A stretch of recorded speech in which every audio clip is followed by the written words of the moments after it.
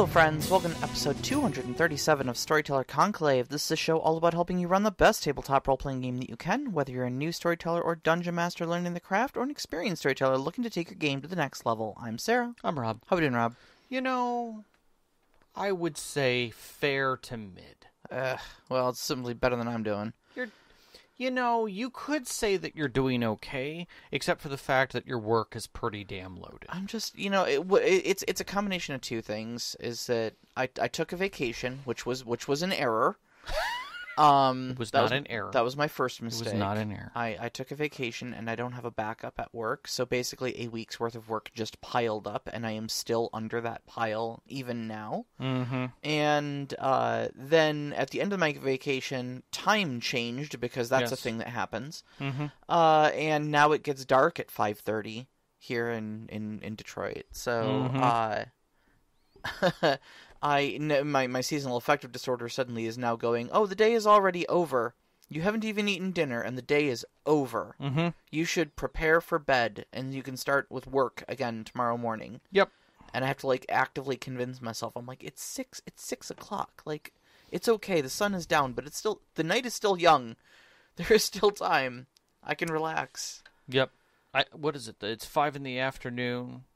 Your eyes are the size of the moon, because the moon is out, because it's fucking dark. Yeah. That's how that song goes, I think. So, yeah. We had Mouse Guard last weekend. We did. We had a very beer and pretzels session. Yeah. It was exceptionally beer and pretzels. We were very, very lazy about it, but it was good. It was good. It's been a while. It's been a while. It's been a hot second. While. Yeah. But it was really good to get back to it. To the territories. It was nice to be back in the territories. It was nice to experience that style of game, a different style of gameplay. And our GM is fantastic at accepting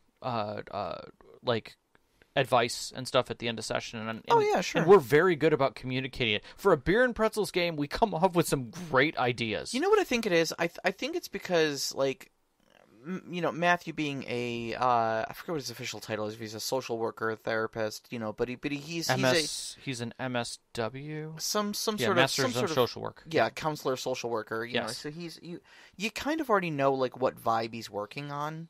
When he's working, yeah. And so, no, I'm just saying just in general, because he's that type of person. Right, right. He was that before he became an MSW. He's an extraordinarily stable person, extraordinarily calm person, and so when you can tell him, I didn't particularly vibe with this particular aspect of your game, and Matthew's not going to be the type of person who's going to be like, oh my god, this, utterly destroyed. He's going to be like, that's good feedback. I will listen to that. And he knows it's delivered in good faith, too. Oh, completely, completely. And so there's never, I don't ever feel like I can't give Matthew feedback, and fear that he will take it the wrong way from me, or that it will, derail him in any way. Right. And that's a great aspect to have in a storyteller, honestly. Yeah, if you could bottle that up and figure out how to sell that on the market, God, please, yes, that'd be pretty fantastic. So just pour a little caffeine in it and just put it out with the Monster Energy, man. That's fair. So, all right. We do have a show tonight that we actually got a lot of questions on, which I like. We have a ton of questions tonight, and so we ended up kind of doing. We got about halfway through our show notes, and we were like, literally, the rest of this is kind of covered in the questions. Let's just do half a show, and the rest of it, let's just let our listeners prompt us. 100%. 100%. So tonight we're going to be talking a little bit about what we call reskinning stories, or adapting stories.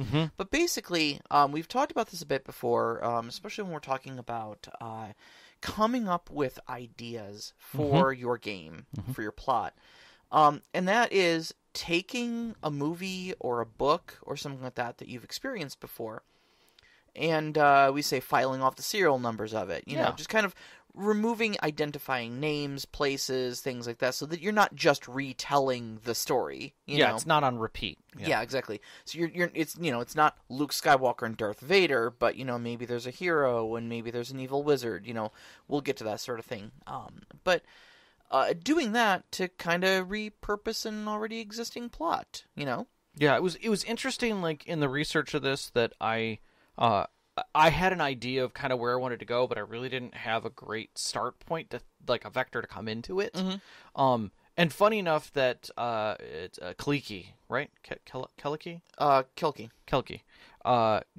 Put in our Discord that they were reading A Theory of Adaptation by Linda Hutchinson. And I fell down a rabbit hole. Oh, yeah, pretty hard. You did. But at the same time, it led me to some things. So I will thank our Discord member for that, for forcing me to hard skim through that book and then a review and then a 300 level class dissertation from a professor discussing a paper regarding it. So I did not get to the interview that 300 level teacher had, but I got pretty far into it. But regardless, I want to open with a quote out of it, and that is, adaptation is repetition, but repetition without replication. And I think that's kind of fitting as an opening point, because what we're trying to do here is not replicate a story. Yeah. The last thing you want to do is replicate a story. That's Rails. And it's no fun. Like, yeah. Nobody wants that when they sit down at the table. They want to be involved. I've done it. It's a mistake. Don't do it, please, ever. Agreed. But at the same time... That's why this show is going to be, over an hour and not going to be 15 minutes of us just going, just rip off a movie, and done. Right. And it's not to say that everything can be taken from. There are aspects that just don't work very well in tabletop roleplay. But there are some serious questions to be asked of, like, which is funny enough, when we put this out on Twitter, kind of got a response. Yeah. Somebody actually responded to us on Twitter, and I'm paraphrasing here, but the word said, "Yuck! I'd rather my storyteller tell an original story than some rehashed one he stole from somewhere." And I'm going to say to the fact, just briefly to that, is there are so many things that are rehashes. It's very hard to write original. Well, it's very hard, but at the same time, why would you? Right. It's a good question. It is a valid question. And look, there's a lot to be said about what's rehashed from what else and stuff like that. But I think we all try our best to come up with our own stories. Right. At least if we do it, it's usually not deliberate. Of like, oh yeah, this is absolutely Star Wars, but I'm just changing the names to protect the innocent. Yeah, I mean, is West Side Story actually Romeo and Juliet? Basically, yeah. Yes, it is. And any person who is familiar with both properties go, oh, I just watched Romeo and Juliet again. Darn it. Sure. But did you enjoy it? What about it did you enjoy? And without getting into that whole psychology of why we enjoy adaptations, let's just kind of explain why you would want to do it. Sure. So as far as why you would do this, there's three major reasons to do this. Okay. The first is, this is an accessibility tool. Yeah. Okay. Not everyone is able to just kind of, sit down and just think about it for 15 minutes and come up with an amazing, 4-act plot for their role-playing game. Yeah. There's a lot of work that goes into it, a lot of world building and stuff like that. I mean, we have done whole years worth of 101 sessions just trying to lay the basics of the groundwork, and I think every single one of those shows we are only scratching the surface of this. Very much so. We are at episode 237 of our own show dedicated to the art of storytelling, and we probably have not covered everything that is possible in storytelling. Oh God, no. And I think to that degree, at the same point, it's there to help you get to it faster. Yeah. Because when you don't have a plot scaffold, when you can't come up with something, and you're literally, just shooting the shit with your friends for a week, and they're like, hey, you want to play some D&D? And you're like, yeah, I kind of do. And you're like, what the hell story am I going to tell? Yeah, you're like, oh, there's 4 of us here, and do we have some D&D books? Like, this happens to Sean and I used to go up north with some friends and stuff like that. Friends and his brother to go visit his mom. Yeah. Pre-COVID, we would do that. And frequently when we get up there, we'd bring the D&D books. Sure. And then we were like, okay, now what? Yeah. Oh, I didn't even plan a plot. Like, I didn't know what characters you guys were going to be playing. Do we even want to play D&D while we're up here, Yeah. So what am I going to do? Well, there you go. Quick, easy plot. Yeah. And the last thing, aside from, being a tool for accessibility tool for people who have trouble coming up with original works, and a speed tool for people who need a plot now, it's just fun, and there's nothing wrong with it. No. Like, you don't need an excuse to do this. No, and I think in the fun of it is it's not just fun for you, it's fun in the exposure of it, because it's a familiar... Even if they don't get it right off the bat, the back of their mind is itching about it if they're experiencing it. Yeah. And that is fun. That little tingle of, like, I feel like I know this. Why do I know this? And there's that little bit of excitement, too, in the storyteller of, like, oh, this is an obscure property that I happen to love. I wonder if they'll notice this is the plot of Akira, you know? But, yeah, you know, I mean, if you want to... You don't need an excuse. If you want to do Who Framed Roger Rabbit as a Star Trek story, just do it. Yeah. You know, absolutely. So, when it comes right down to it, when you've scraped off all the numbers, what does it take? How do you dissect something enough to say, this is something that I want to use? And really it comes down to boiling it down to the bones of the story. And I liked that when we were coming up, when we were putting the final show sheet together, that you use that term, because I think it feels really good. We always talk about plot scaffolding, but now we're talking about this completed thing, and we're like, what do we want to do? We want to disassemble it down to its bones, because that's what we need. Yeah. Right? Yeah. We need to have some basic structure pulled from it to reuse. Right. And when I say boil it down to its bones, I mean down to its bones. Yeah. Okay? What we are not trying to do here is retell the story exactly the way that it appeared. Correct. Okay? We're not replicating. We are taking only the broadest of strokes, and we are filling in literally everything else with our own stuff, with things that are appropriate to our setting, to our game, to our story. Yep. So we're looking at the broad genre. Is it adventure? Is it a mystery? Is it horror? What are we talking about when we look at the original property or the original item? And it's important to note, because you can, when you boil these things down far enough, you can change the genre of it. So you want to know what it originally is, but you also kind of want to know what you're aiming for. Right. You know? So this is a mutable property, but you want to know what it is to begin with. Okay? The more you shift from it, the more you have to scaffold. But yeah. It's always nice to have that. The second thing is you want to look at, like, the setting. It's often, there's an important reason why this matters, okay? What about the setting allows the story to happen, okay?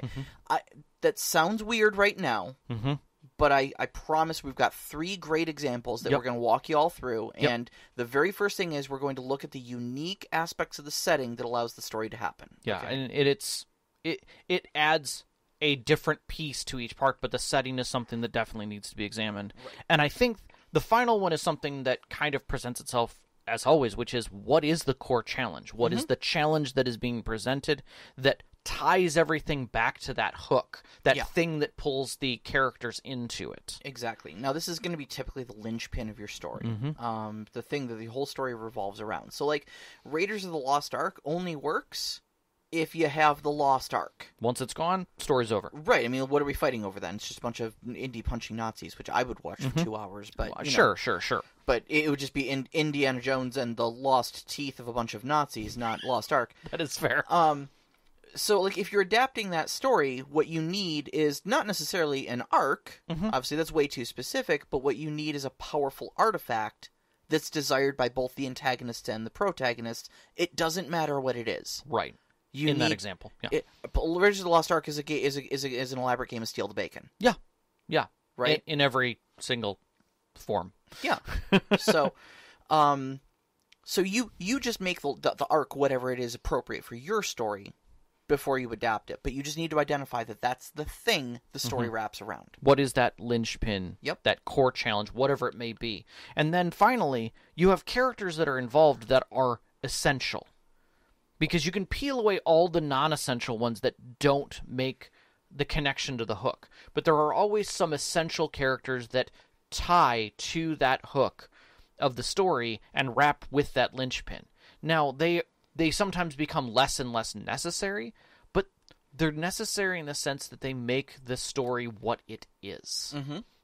Oftentimes, these are quintessential character tropes that are hidden in the guise of something. For instance, they might be a narrator, they might be a guardian, they might be a protector, they might be the protagonist, they might be an antagonist. Mm-hmm. All of these things are character tropes that often help the story move along. We've talked about them in our other stories, I think in our storytelling 101s. But it's sometimes you have to figure out who those people are, and sometimes the story only has those people. Yeah. Good stories, you barely know any other cast members but 5. Mm-hmm. That's the whole story, those 5 people. Yeah, but they're all important, and they all serve a function. Exactly, right? Exactly. And you really need to know how they tie in the story, right? Yep. So it's not only important to identify things like this is the antagonist, this is the protagonist, mm-hmm. this one's a guardian, this one's a love interest or whatever, mm-hmm. but understanding what function they serve in the story. Yes. And making sure they perform that function in your story so that you can replicate the action of the story. Correct. Right? Correct. Let's move into an example. Let's move into a few. All right. So this morning, I woke up bright and early, mm-hmm. and I started thinking of how to change the famed movie Who Framed Roger Rabbit. Okay. It's a noir story set mm-hmm. in the 40s? Ostensibly. No. Yeah, 30s or 40s, somewhere around there. Mm-hmm.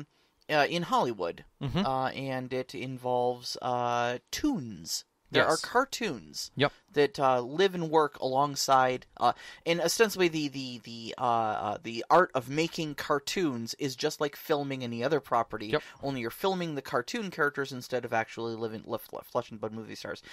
It's a brilliant movie. If you haven't seen it, one of my favorites in the world, and it's a technical wonder of its time. It was not only a technical wonder; it was a licensing wonder of its time because it crossed properties. You got Warner Brothers and Disney both agreeing to license characters. Yes, and it wasn't Space Jam. Exactly. All right. Now, all that being said, what it is at its core, though, if you couldn't tell by the name "Who Framed Roger Rabbit," is it's a murder mystery. Yes. In which the eponymous murderer, Roger Rabbit, is framed for murder. So, what we're going to do is we're going to turn this into a Star Trek movie. Into a Star Trek story. Yep. Right. Well, I'm going to show you how to do it. Yes. Okay. So, let's rip it down to its bones. Yep. Okay. What is important about the setting? What we need is we have to have 2 different worlds, mm-hmm. okay? In the movie, it is Toontown, and it is Hollywood, mm-hmm. okay? The world of the Toons and the world of Hollywood. They are very closely tied, but they are very alien to one another. Correct. They require each other. Now, if we're going to turn this into a Star Trek story, I think the Federation and Bajor are great locations for this. Bajor from DS9. From Deep Space Nine, exactly. They never entered the Federation. Mm-hmm. So they are very closely tied to it, because obviously Deep Space Nine is right there. Mm-hmm. We have 7 series, seasons of a series around it. But yeah, they never entered the Federation. So we've got them together, but separate. Okay? At the core challenge is, obviously this is a murder mystery. So we're going to have some fundamentals here. And we know what sort of groundwork we're laying for this. Mm-hmm. All right. Now, important characters. Yes. First off, we need an antagonist. Mm-hmm. Okay. Judge Doom mm-hmm. is the antagonist in Who Framed Roger Rabbit. All mm-hmm. right. So, what function does Judge Doom have in the story? He lives in both worlds technically, mm-hmm. because he is not only a judge, a quote unquote human judge in the human realm, but at the same time he is the authority in Toontown and has weasels working for him. Mm-hmm. So he connects both of those worlds by rights. Specifically, he's overseeing the essential will that's involved in the process. Like, he's trying to complete that process in a legal way, which is something that is very human in mm-hmm. design. That legal, that rule-based system, which he follows to a T. Sure. Now, what I will tell you is what's important there is none of that. Correct. You don't need any of those particulars of Judge Doom to be part of this, okay?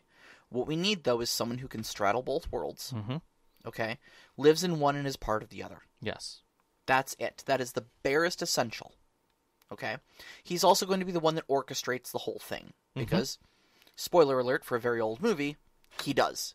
He's the one that frames Roger Rabbit. All right. We need a murder victim. Yeah. In the movie, it's Marvin Acme. He is an important figure. He's basically the king of cartoons here in the real world. He is a human. Yes. And so... But he's also beloved by the Toons. Yeah, very beloved by the Toons. It's one of the reasons why he is essentially the king of cartoons in the human world, because he works with them constantly. God, the guy's practically a cartoon himself. He's such a jokester. So I could see someone who is either Bajoran, who is beloved by in the Federation, maybe a diplomat of some kind who has a lot of charisma that they've accepted, or the opposite, a Federation person who's been living in Bajor so long that they feel like he is one of them. Yes, a very beloved Federation ambassador to Bajor. Maybe even has a Bajoran wife. Yeah, sure. All right.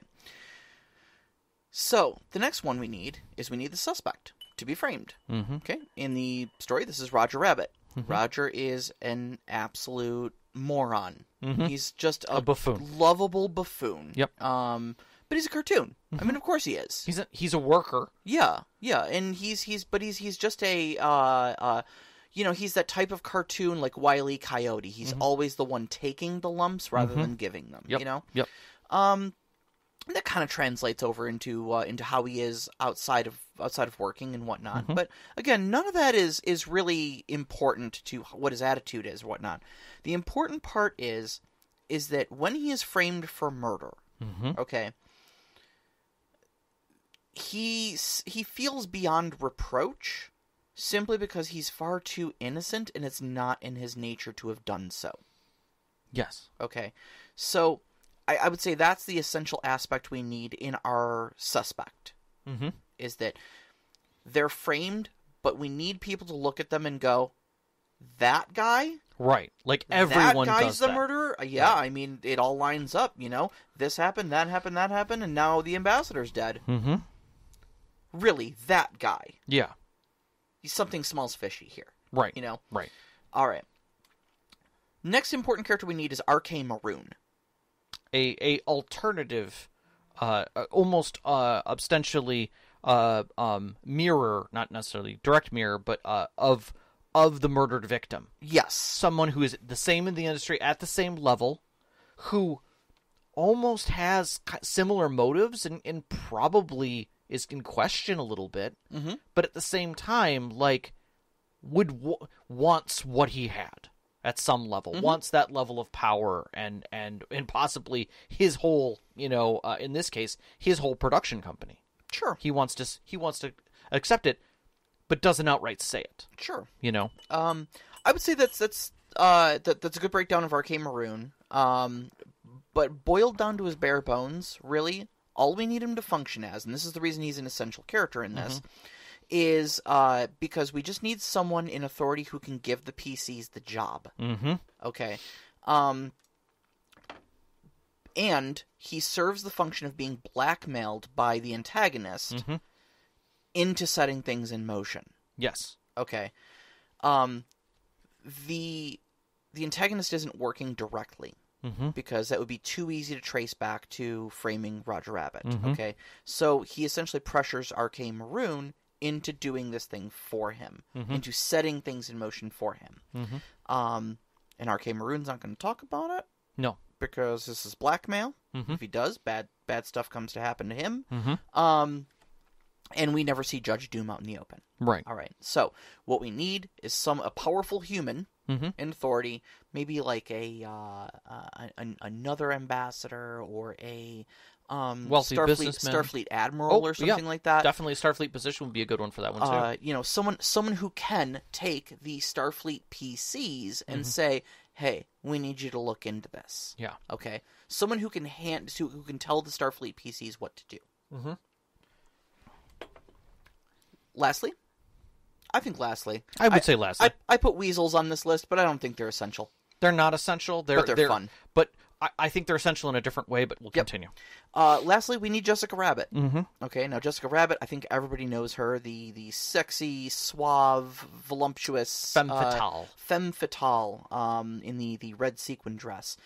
Married to Roger Rabbit, hence the last name, Rabbit. Mm-hmm.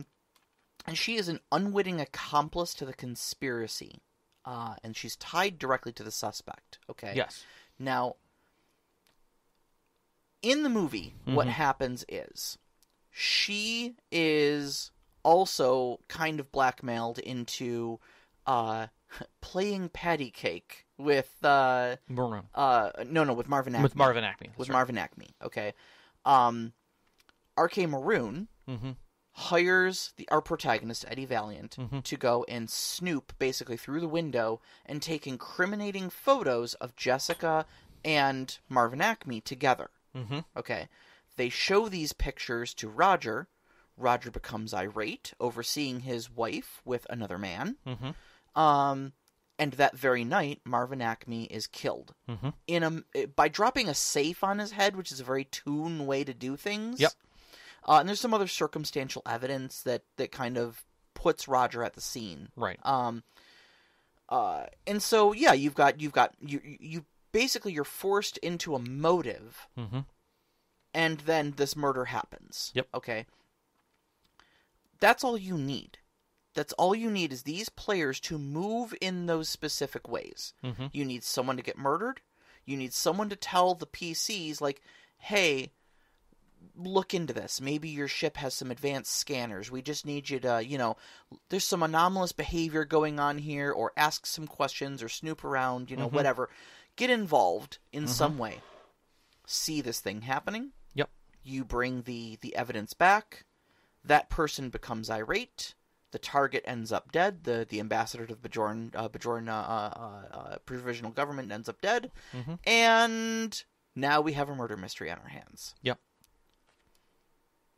What do we do with the rest of the story? At that point, it's in the hands of the players. Yep. And you walk away. You already know all the players that are involved. You know their motivations. If this was like a Forged in the Dark game, you might have a doom clock for said doom. Yeah. But the thing is that no matter what guise you give that person, you know who they are. You know the sounds they're going to make. You know the movements of their body. No different than you know Judge Doom in the story. But your players don't know that. So that gives you that chance to make the world feel alive. One of the reasons why I feel that the weasels are important in this story is because the judge needs to have power in that space. He needs to be the one who's really investigating what's going on. So the weasels come into play whenever the PCs need to be pushed away from the obvious. If we're talking Star Trek here, the weasels are the Jem'Hadar to Judge Doom's Vorta. Sure. Why not?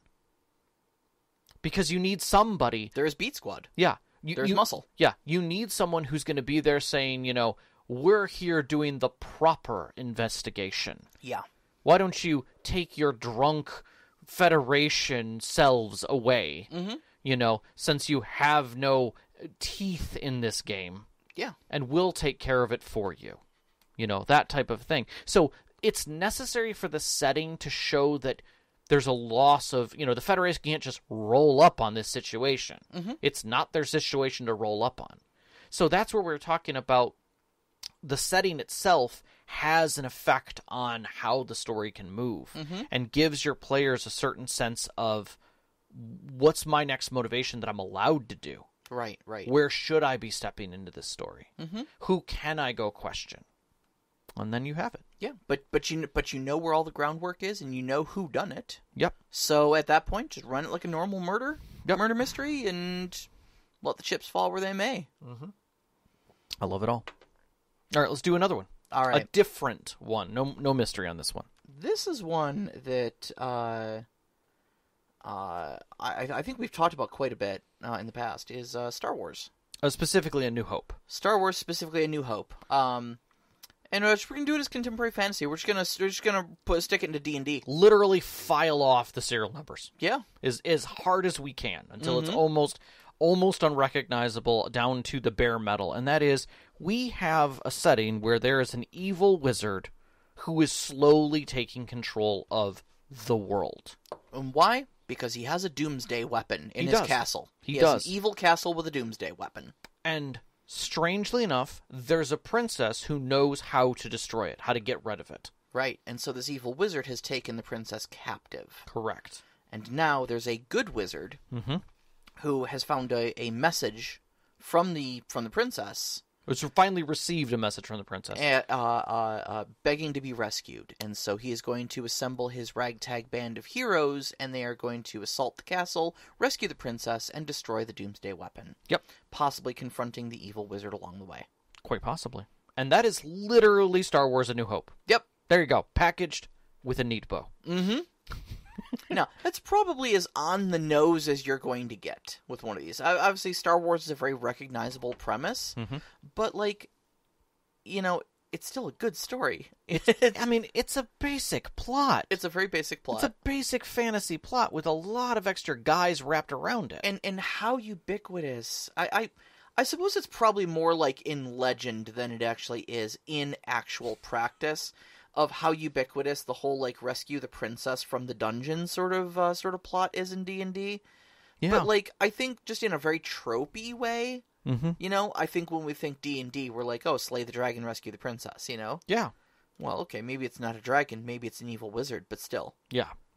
And one of the keys to that setting is the opening discussion, which is the fact that the crawl kind of tells it to you. The reason why our players are even involved those characters involved is because that evil wizard is known to be taking over the galaxy. Over the world in this case. It may be slow and painful, but everyone will eventually be under his control. Or under their control. And that's again where that setting makes sense to pull in. Where the players are basically, those characters are losing their ability to have free will in their own world. They're going to have to conform to whatever this wizard wants. And nobody wants that. Everybody wants that freedom. And now they have a chance that possibly they might be able to stop it. Maybe they'll get fame from it. Who knows? Yeah. I think our last one that we chose is a good one. Because it's something you wouldn't normally think to file the serial numbers off of. Sure, we did a mystery. We did a straight classic up adventure. Classic adventure story. Let's do a horror. I agree, and Nightmare on Elm Street sounds like a good classic horror. Nightmare on Elm Street. All right, so I think everybody kind of knows Nightmare on Elm Street. Okay, this is Freddy Krueger. I think universally everybody knows Freddy Krueger. In case you don't, because I understand I'm speaking from a place of privilege here. I know we have some people who are not from America. Very ubiquitous. Or very young and just never got to horror. Yeah, very, very ubiquitous here in America. But in case you're not, Nightmare on Elm Street is a long-standing horror series of slasher flicks where the antagonist is a mystical Dreamwalker character. Basically, he can move through dreams, and that is where he hunts. He is known by his red and I think it's actually dark navy. It's not black. I think it's green actually. Red and green striped. Isn't that crazy about VHS? Screws every color up. Because he's always in the dark. Yeah. So it looks like red and black. His right hand has a prosthetic claw set on off each one of the fingers. It's a glove with knives on each finger. Yep. And he is scarred. Heavily scarred, yeah. Like burned, scarred. And he wears a hat most of the time. Yeah. So, actually, I think they're 95% of it. And as a creature of horror, he exists in the dream realm. Yes. So what we need essentially to reskin Nightmare on Elm Street is we need a setting where there are two separate domains. Sounds pretty familiar. Okay. One which the protagonists feel safe in and are probably native to. Yeah, relatively safe. And another which is foreign to them and makes them feel vulnerable. Yes. Okay. Now, two things come to mind here. Sure. We could tell this as a space story. Ooh, yeah. Because space itself is this second realm, okay? When you're in atmosphere, you're inside the habitat, inside the space station, or the moon, habitation, whatever. You're inside, you're safe. But when you go out in space, you're in your spacesuit, you're out of atmosphere, you're vulnerable. Okay? Very much so. Maybe that's the realm in which our killer hunts in. Sure. Okay? The other one that came to mind is telling us this is a cyberpunk story. Oh, yes. Because a killer, instead of being in dreams, being in cyberspace. Yeah. Especially, one of the big tropes you always see in cyberpunk stories is that when you're jacked into the net, you're vulnerable. If you die in there, you die in real life. Yeah. The body cannot exist without the mind. Yeah. Exactly. So in that, our protagonist, is a master in one. Antagonist. Or sorry, the antagonist is a master in one. He is ostensibly something that can move through that realm with almost unimpedance, right? He still has to follow some of the rules of that realm, but he knows them better than anyone. Yes. And uses it as his hunting ground. Regardless of what reasoning you come up with to fit your setting, he has the advantage in this foreign realm. Okay. He's just like Canada. If you die in Canada, you die in real life. That is true. So, okay. Now the protagonists, ostensibly need to be people with ties to that domain, i.e., you will want probably more than one character capable of going into cyberspace. Or just make cyberspace something that is required to do your job. Yeah. No matter what you're doing. Exactly. Or, like I said, in space, more than one person going EVA, extravehicular activity, outside. Yeah. I mean, going from a hab to something else. Yes. I always look at, like, The Abyss as a movie. And again, you're moving out into the dark, murky water. Oh, that's a good one. It's that passing of realms that becomes risky. And even if you travel that realm through something that you feel safe in, it's risky. In this, this one's pretty easy, though, because, basically you just need this killer to stalk and kill people that enter that domain. You go into cyberspace, they can kill you there. You go outside the hab, they can kill you there, And this becomes known to the protagonists by taunting them and terrorizing them. Yes. And remember that, although this is what we're talking about here is reskinning, and we're tearing things down to the bones, you still are meeting those same obligations of objective, obstacle, complication. Yes. So we're talking about, especially with Nightmare on Elm Street, we have this killer that exists in the cyberspace. The obstacle in that case is him. He has to be presented as the obstacle. He can't just be something that is there. Now, that is not to say that you couldn't use Nightmare on Elm Street as a portion of your adventure where he is the complication to your obstacle. Oh, sure. You might have something entirely else going on, and it's like, okay, well, as soon as we go into cyberspace, we can solve this. But if we go into cyberspace, the cyber killer will get us. Right, which we know about. And so now you have that element, that thing, that, whatever they're doing is effectively a milk run, but now because of this thing, there's a problem. Yeah. And now you can take that reskinning and give it life, a different life. Sure. But you already know how it moves. You know its requirements. You know why it's there. You know its motivations. You know what its plans are. Even if it doesn't go after the PCs, it's going to go after things around them. Yeah. It's going to make life difficult until they show up and do something about it. Right. The trick then is, what solves it? Well, it's more or less omnipotent in its own domain. So the trick is get it out of its own domain. Sure. What do they do in the movie? They drag Freddy Krueger into the real world. Someone grabs onto him and then wakes up and pulls him into reality, and then suddenly they kick the crap out of him. Because he's just a dude. He's just a dude. Yep.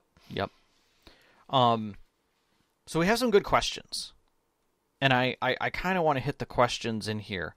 Because I have a final thought that I want to drop on after all of this, but we have really good questions, and some of these actually we have some reskins in here that I love. So Nevim asks, what elements should be taken in consideration when choosing a story to reskin? So you want a story where, I mean, just basically like any other role-playing game, you want to make sure that when you're choosing a story, whether you're coming up with it yourself or you're reskinning something, you always want the PCs to have something to do. Yes. If you cannot distinctly answer the question of what will the PCs do, yes, how will they interact with the story, what will they be in this world, and what will their objective be, then you've chosen a bad one. You should think about that. So, in the Who Framed Roger Rabbit example, it's good because they can basically fill in, multiple people can fill in for Eddie Valiant. Okay? You just need a group of people who are curious about solving the murder. Yeah. In the case of A New Hope, they're all trying to resolve the big, great problem. Yeah, they're all trying to defeat the Dark Wizard. Right, and now there's an option to do so. Great, wonderful. In the case of Nightmare on Elm Street, it kind of fits a little bit more in there has to be an objective beyond it, and this is the complication, or they've been asked to solve this complication because, much like Roger Rabbit, it killed someone important and they're being hired for it. Yes, yes. And whatever it is, whether that hiring is money, or that hiring is blackmail, or that hiring is requirement, all comes down to how your characters come into the game. And that's the piece there. I think you also kind of want to look at how you want the story to resolve. And when I say how you want it to resolve, what I mean, I guess, is like... Be careful. Yeah. Because I'm listening to what you just said, and I'm confused. Okay, so I'm thinking how to frame this. You want an inciting incident, okay, that pushes the PCs into action, and I think at that point, you want to be able to let go of it. Correct. I agree with that statement. Is what you want. Don't think of how they should resolve it. Right. Let them tell you how they could resolve it. So, like, if you're refarming or reskinning Who Framed Roger Rabbit, you shouldn't be thinking, well, at the end of the movie they have this big fight with this dip cannon. How do I shoehorn that? Don't worry about that. No, that's not the problem. The problem is somebody framed the Roger Rabbit stand-in, and the group needs to figure out who that was. You already know who it was because it was your Judge Doom stand-in. Correct. After that, let go. Yeah. Let go. Let the PCs figure it out. Yeah. You already know the resolution. If you're doing the Star Wars thing, don't worry about the Death Star trench run. Right. That doesn't need to happen for the story to work. You've got a princess who's been kidnapped by a dark wizard in his doomsday castle. And you need to rescue her. Yep. And cool. she's going to explain to you how to destroy the castle. Let the PCs figure everything else out. Let it go off the rails from there. Yep. Right? Yep. And you never know. Bad things happen all the time, but it doesn't stop the motivation of what they're doing and why. Yes. Yes. Likewise, in the case of where was I going to go? My brain just started. It's coming back to me slowly. Nope, it's gone. I was talking about Roger Rabbit, and I had realized that there was another movie that basically was Who Framed Roger Rabbit differently. It'll come back to me. Okay. That's a reskin of itself. So next question is, how do you reskin a story based on one main protagonist for a group of characters? I mean, Roger Rabbit technically is a one-name protagonist. It is. It's Eddie Valiant being refilled in with an entire group of people. So the key is understanding that the protagonist isn't part of the bones. That is the thing you have to be able to remove them as a character and only see it as what is the objective that a protagonist or group of protagonists is trying to achieve. That's it. That's the simplicity of it. If you've got it down to a protagonist must be this, then you're too granular, or the story's not the right story to do. Yeah. So. Yep. How do you reskin a story from one genre to another? Oof. For example, reskinning Dune as a Call of Cthulhu scenario. I think that's a great example. We worked through this. It was a bit of a challenge, but I think we did pretty good. All right. So Dune is a Call of Cthulhu scenario. There you go. Let's start with the basics. Let's tear it down. Okay, so what we need is an alien resource of some sort. A demanded alien resource. Okay. That you can only get one place. It's desired. Mm-hmm. Okay. So we need a MacGuffin that everybody wants. Something that actually produces, not just a MacGuffin. Maybe something. Yeah. I mean, the resource. I mean, presumably, if you're a resource, you're not one thing. Right. You're instantly expended if you're one thing. But but a resource can be a MacGuffin. Sure. You know, 100%. All right. So you need this desire, and it has to be, alien. Okay. Mm-hmm. So if we're turning this into a Call of Cthulhu scenario, okay, this is a perfect place for us to insert the otherworldly. Yeah. Okay. To insert that Lovecraftian Cthulhu influence here. Okay. Sure. I would say there's got to be rivals who both want access to the desired resource. Yes. Okay. It doesn't particularly matter who these are. But some two positions of authority that are now going to battle over access to this otherworldly resource. Agreed. Okay. We need a space where this resource exists, and it is dangerous to go to. Okay. In Dune, this is because the spice is produced by the sandworms. Yes. Okay. On Arrakis. Yes. And so I think it's very easy to take the sandworms and fill them in with something otherworldly. Yog-Sothoth, you know? Sure. Like, this is Yog-Sothoth's poop. This is Azathoth's tears, slime, or whatever. Who knows? Who knows what? It doesn't even need a name, you know? Whatever it is, okay? This is something that comes from these otherworldly aspects that we're interacting with, okay? Let's see here. We need, you said friendly. We also need something within that space that is not in control of it. So the Fremen are an entity that is basically under a guise, but at the same time not really in control, not being controlled. Like, they're there, they have knowledge, so they kind of can be a guide, but at the same time, they're also all about that thing. They're bathing in it practically. Yeah. Like, they know more about it than anyone else, to the fact that they are religiously bound to it. And I think that's a perfect analogy in any Call of Cthulhu story for, like, cultists. Cultists of Azathoth. Who are changed. By this. They're I mean, in so many Lovecraft stories, they're these twisted mutants because their proximity to the otherworldly, you know? Yeah.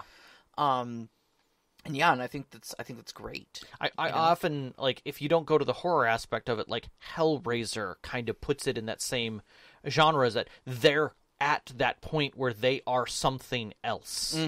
They've completely, and yet they touch reality. They touch that point where and look to the others like, you wish you were here. You wish you understood the madness that I have accepted. You know, and that's the thing is that for it to be Lovecraftian, you need to shift Dune to something that is ominous and unknowable.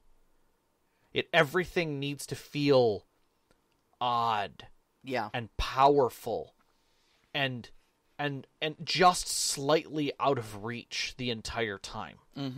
You know, why do these people? Why do these individuals or whatever they were go here?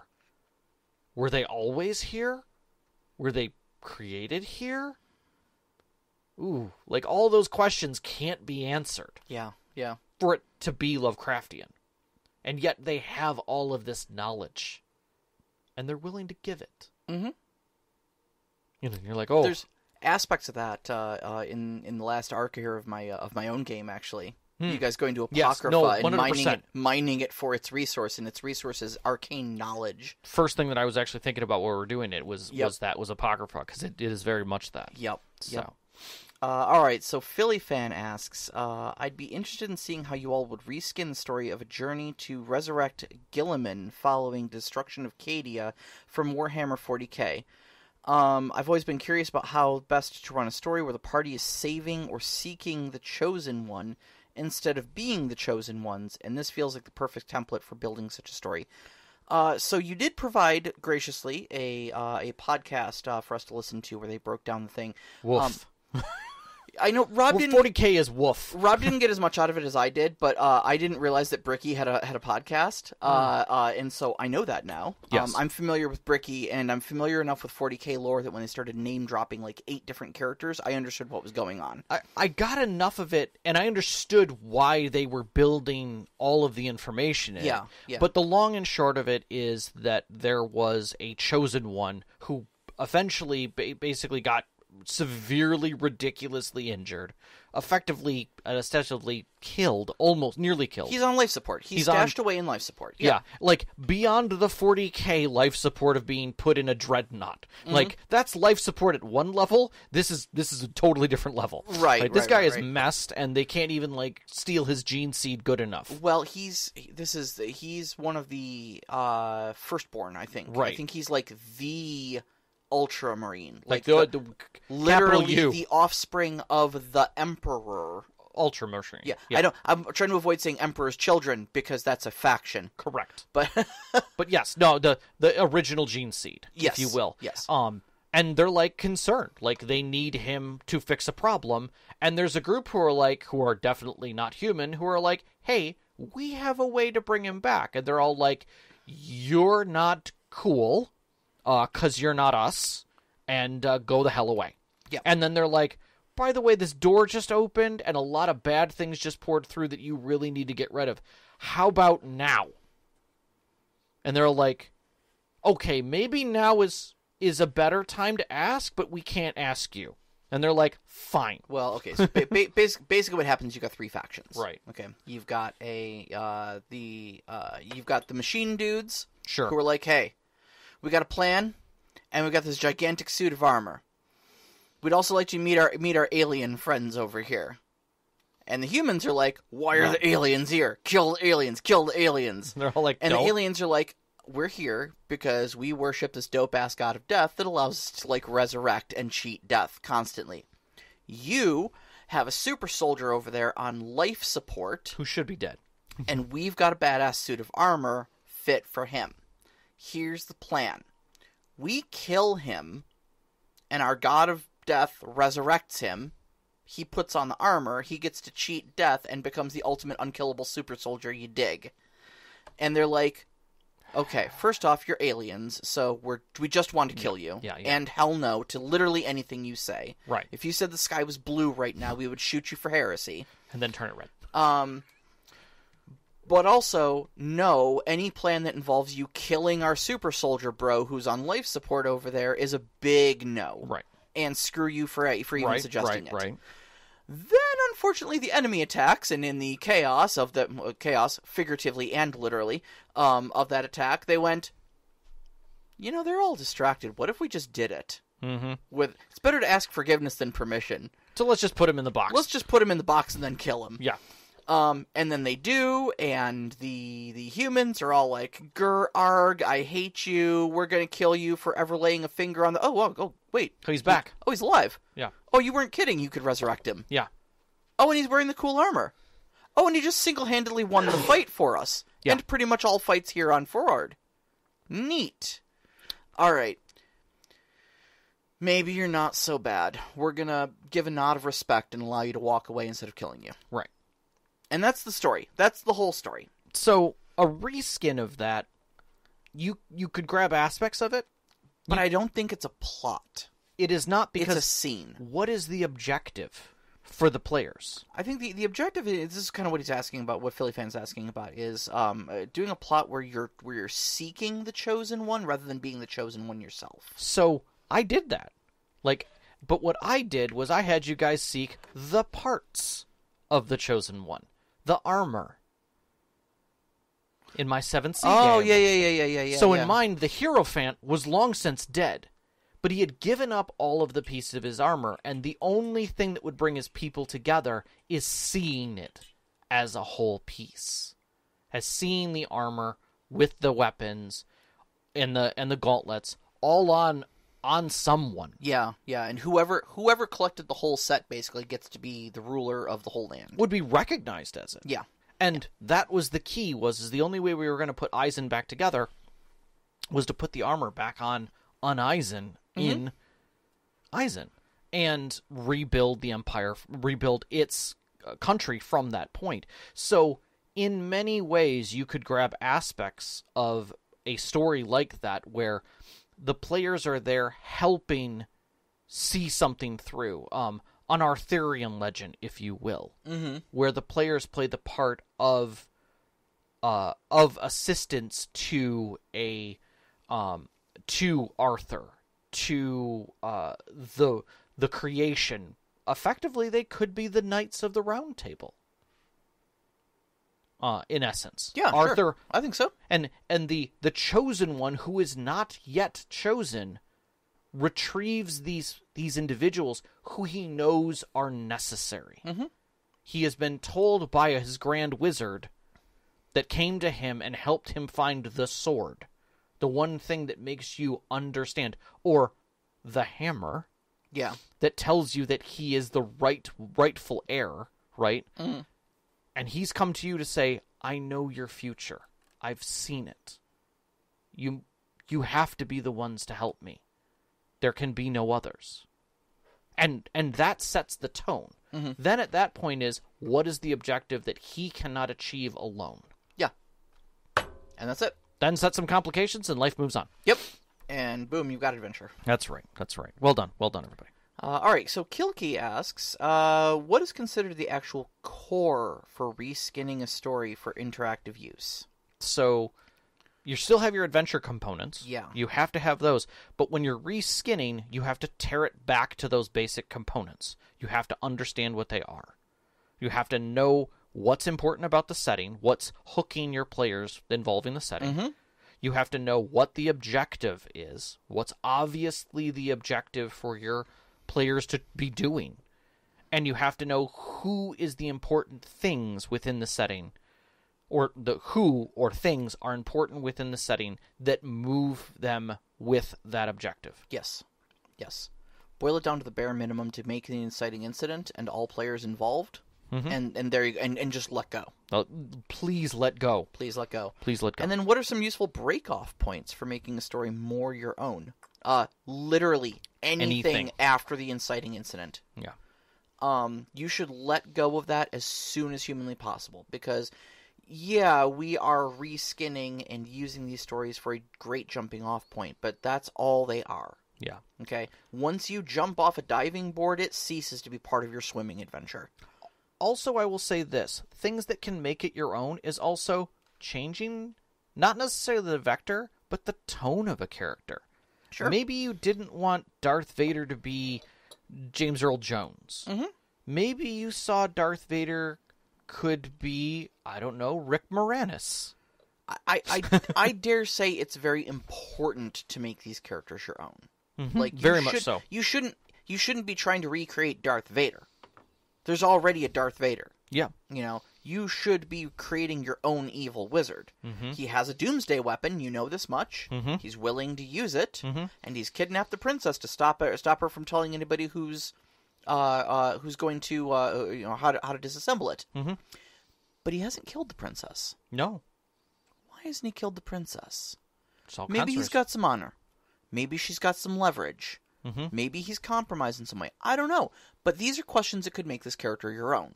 Very much so. We're not in the Empire. This isn't Darth Vader. Correct. You can answer those questions any way you want. But the fact of the matter is, he's an evil wizard with a doomsday weapon and a princess locked up in it who knows how to destroy it. Yep. There you go. Yep. Enjoy yourself. The Mad Elf asks, thoughts about reskinning stories that have been done to death, such as the Seven Samurai, Magnificent Seven. Great stories, by the way. Unbelievable stories. One is with samurai. Magnificent Seven is with cowboys in the Wild West. Gunslingers, in a way that keeps the story interesting for the players. So, adaptation is all about repetition without replication.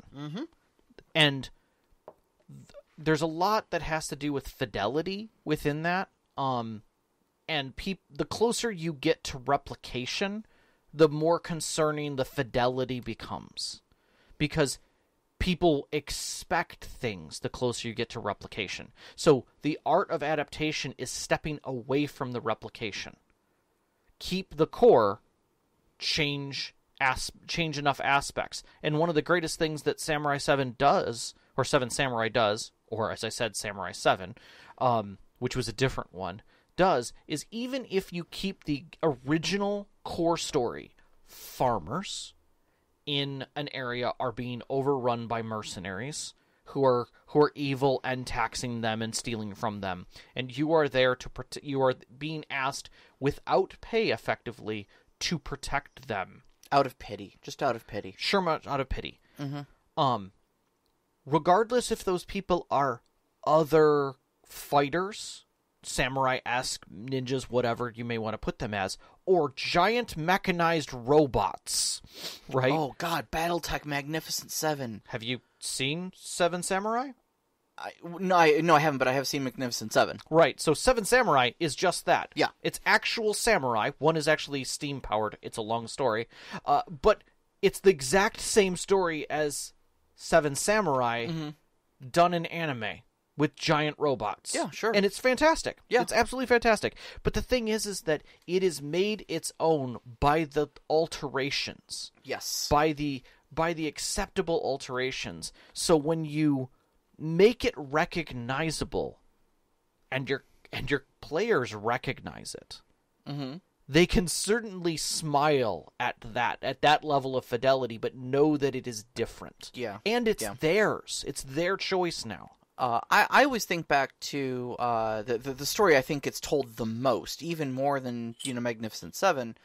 As great of a story as that is Ferngully, Dances with Wolves, Avatar. Yeah, those are the big three I think right there. But I think there's several more iterations of it, and that is white man from civilization comes to pillage the native indigenous people's resources. Sure. And outsider from white man's world joins the indigenous people to fight against this incursion. And I think what makes those stories unique from one another, what makes people want to watch each one of those things is not that core story. We all kind of know what we're getting in there for. Sure. But, why would you watch Ferngully if you've already seen Dances with Wolves? Well, you watch it for the great animation. Right. You watch it not because you care about the rainforests and you can hear the trees crying, but because Robin Williams does an amazing voice acting job. Yes. The animation is top-notch. The characters are top-notch. It's not the same dialogue. It's not the same dialogue. It's not the same scenes. It's not the same moments. Why would you watch Dances with Wolves if you've already seen Ferngully? Well, because you're not watching it for the core story beats. You're watching it because a Native American story is not a perspective we get all the time. And you want that, or maybe you're a Kevin Costner fan. Sure. If you are, seek help, but that's fine. Why would you watch Avatar over any of these other movies? Because it's a brilliantly animated movie, and the character designs. Look, you're not watching it for the plot, okay? Or the unobtainium. Unobtainium is a word somebody wrote on a script, and it made it to the final cut. Okay? And was said by major characters. It was said with a straight face by major characters. Yeah. Okay. Yeah. You're not watching it for the plot, buddy. No. You're watching it for the amazing visuals. You're watching it for the character design. You're watching it for the world building. Yes. Okay. And those are the things. Those are the things you can make your own. Okay? You're stripping a story down, using this technique, you're stripping a story down to its barest bones. Okay? And that is native populace incurred upon by civilization. And person from civilization defends against civilization incursion. Yep. That's it. That's the bare bones. What's going to make it your story, what's going to make it an interesting story that people are going to engage with, are the things you add to it. Yep. To make it your own. Yep. Exactly. So C Data asks, what stories have you reskinned that worked out really well at your table? You want to hear something funny? I don't think I've ever done this. Oh? I don't think I've ever actively, consciously used this technique. Really? The closest I came was with the Poppy King plot was vaguely inspired by Far Cry. Yes. 4? Yes, I remember you talking about that. Far Cry 5. Which was the one with in the American Midwest? I want to say it's 5. 5 probably. I think it's 5. It was vaguely inspired by it, but to be truthful, I've never played the game. You knew of the story, though. I knew of the game. I liked the idea of out there on the countryside, there is quietly brewing a cult that is slowly taking it over until the legitimate authorities of the region notice and go, oh crap, this is now too big for us. Yeah. That is as close to reskinning a story in modern memory that I can think of. But it worked out really well, I think. No, I think it worked out great. I think it was unrecognizable, but identifiable. Yeah. Without a doubt. In my case, I did Dogma for the end of my D&D game. You did. I straight up dogma'd. You did. Without a doubt. God was trapped in a living vessel. Yep. Exactly. And that created a vacancy in heaven, which another god took advantage of. Correct. Beautifully executed. And again, grabbed the bones of it, created the complication, put all the other pieces into play, and then made it my own. Yeah. And we only recognized it at the very end, and we were super into it when we saw it. Yeah, and that's what I think is beautiful is even as far as you guys have gotten, like it was there in reach the whole time. Yeah, it was. Yep. So, yeah. And I think it did work out very well at the end, because by the end, everyone knew exactly what was necessary. Yes. And all the pieces were sitting there to play with it. And I'd let you guys resolve it however you wanted, really. The thing was, I think you had tacked on enough of your own stuff, and you had made it and integrated it into your world and your world building so well that even when it did happen, I kind of, like, we all said, oh, this is like Dogma. Yeah, you know, I think we verbed the term. You know, did. We were like, oh, he dogged me, the god. You know, but I think the way we were talking about it at the table, I was using it more like in the movie Office Space. It's like Superman 3. Yeah, you know? It's like Dogma. Yeah. What's the plot? It's like Dogma. Yeah. You know, in this case, it was straight up. Yeah. And once you guys had accepted that, you're like, well, shit. Yeah. The other is, are there any stories that didn't work out as well as you had hoped? Given the rarity of how I have done this, I don't have an answer for your question. I'm going to say the plot that I was running in my 7th Sea game for bringing together the Emperor, or the Hierophant's parts, didn't work out like I wanted it to. Because it was, I made the scope too big. But was that a reskin, though? It was, but it was an unrecognizable one. Okay. I went too far with the reskin. Okay. That was my concern. You did too much. I went well beyond. Yeah. Like I had it in my notes, and then it grew way too quickly, and I was like, and I think that was part of the problem is that I made it more than it should have been. So. Yep. Fair enough. Yep. All right. So Overwatch asks, Star Trek was originally pitched as Wagon Train in Space. George Lucas took Hidden Fortress, some spaghetti westerns, and Flash Gordonified them. I like that. Flash Gordonified them to make Star Wars. Is there a reskinned story or setting that stands out to you as really having eclipsed the original? And if so, what do you think worked so well? Oh, wow. That's a good question. I don't want to say that it eclipsed it, but I will say it worked out exceptionally well, and that is The Magnificent Seven.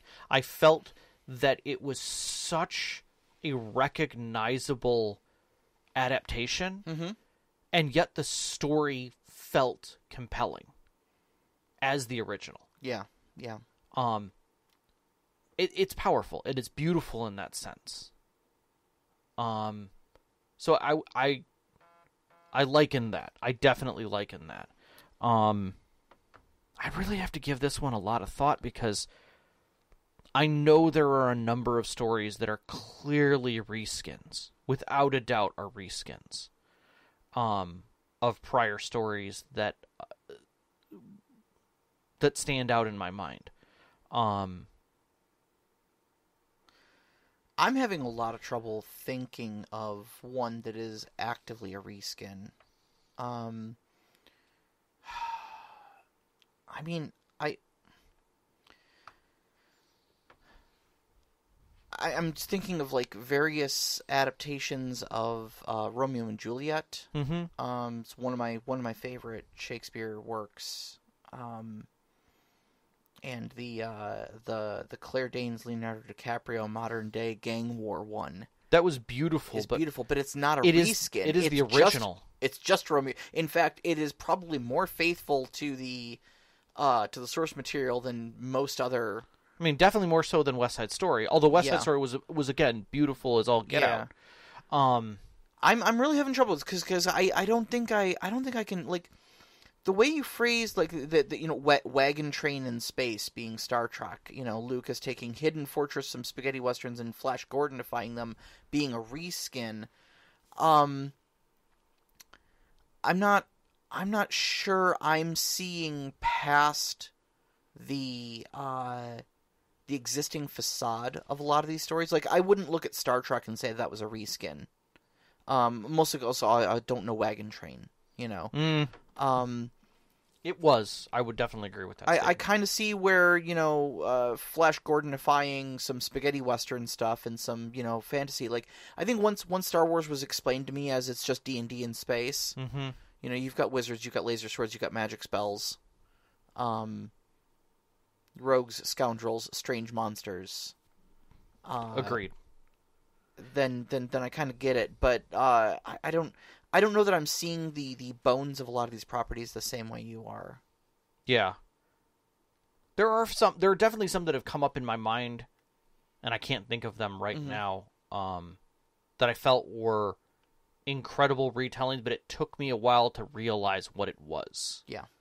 I think that was the hardest part of looking at it and going, "Oh my gosh, this is that story. Wow, well done." Kind of a thing. Because a good adaptation does that. It catches you off guard at the very end where you look at it and you go, "Oh Lord, that was this. That was the basic story of this." Yeah, I think to answer your last question, what do you think worked so well? I can't think of any particular things, but what I can tell you is that my favorite stories are the ones that feel unique, feel like they were made their own, that draw me into their worlds, and don't just tell me the same old story I've heard a dozen times, but tell it from a perspective that's unique, or have a unique aspect about it that makes it interesting, or a way of telling the story that is interesting, Memento is essentially just a murder mystery. Yeah. But it's told backwards. Yes. In 5-minute snippets of time that the protagonist doesn't know from point to point how he got there. Right. Okay, sure, you can tell me a murder mystery any day of the week and twice on Friday, but you tell it backwards from a character who has no memory? Oh, I'm hooked. Yeah. I am absolutely hooked. Yeah. I had brought up the fact that of what Shrek really was, and we kind of figured out that Shrek was Star Wars. Yeah. Just told slightly differently. Yeah. You have a powerful person who needs you to retrieve the princess, who's the only one who knows how to undo him technically. What's that Japanese story that Hunger Games gets compared to all the time? Battle Royale or something like that? Yes, I think that's correct. Which I don't know, sadly. Yeah, I don't know the source material there, but Hunger Games caught on super big here in the States. Yeah. I mean, I do believe that we have a number of grand rebirths, but I honestly, like, I think I'm stumping myself by thinking about it. Maybe at the beginning of the next show we'll pull some together, because I'm sure something's going to hit my head 10 minutes after show. Sure. So, and then Tim Saucer threw this at the end, and he reminded me so much. I'm sure it's way too late for the episode, but my favorite reskin I did was a level 1 D&D one-shot that was straight up the Three Amigos. Once my players figured out what was going on, they leaned into it hard. First off, congratulations, Tim. You did a great job. Yep. Three Amigos is amazing, and it's good. It is a great bare-bones story that fits everywhere. Because it's essentially the same thing. They're being hired to go take care of an evil that the people... It's Seven Samurai. Yeah. That's what it is. Yeah. It is the key story of protect the people for little to no money. Mm-hmm. You know, and to get caught up in the moment, the glory of it. Right. You know, for each individual one of their own needs. You know, one's doing it because fame. Mm-hmm. He needs the to be noticed. One's doing it because he needs to be lifted up, and the other one's doing it because he feels it's the right thing to do. Mm-hmm. You know, regardless, it's people being oppressed, and you can figure out how to hook each one of those people into that world. After that, it's Seven Samurai, literally, without a doubt. Yeah, it's just 7 minus 4 samurai. Correct. Yeah. Correct. And I love that. I absolutely love that. I also love so many lines from Three Amigos. It's one of my favorite movies, and to this day, I will quote the hell out of that. We pretty frequently use the "look up here, look up here." But the other one always gets me is at birthday times. It is a sweater. So I wanted to leave with a quote. That was from the book that I delve deep into. And it's literally the last paragraph of that book. And I want to leave you guys with this. We retell and show again and interact anew with stories over and over. In the process, they change with each repetition. And yet, they are recognizably the same. Sometimes we are willing to accept this fact, such as when it is Shakespeare who adapts Arthur Brooks' versification of Matteo Brandello's adaptation of Luigi da Porto's version of Masucci's Salamanto's story of two young star-crossed Italian lovers. That awkwardly long lineage points not only to the instability of narrative identity, but also the simple but significant fact that there are precious few stories around that have not been lovingly ripped off. The workings of the human imagination. Adaptation is the norm, not the exception. Mm-hmm. And I think it's succinct. Yeah. So, except if you look at something that you're writing and say, crap, that's just this.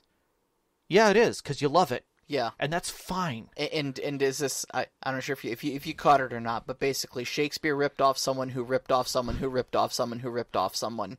It's correct. Okay. It is. Shakespeare's freaking famous for Romeo and Juliet. But that story is 3 generations old. Earlier. Yes.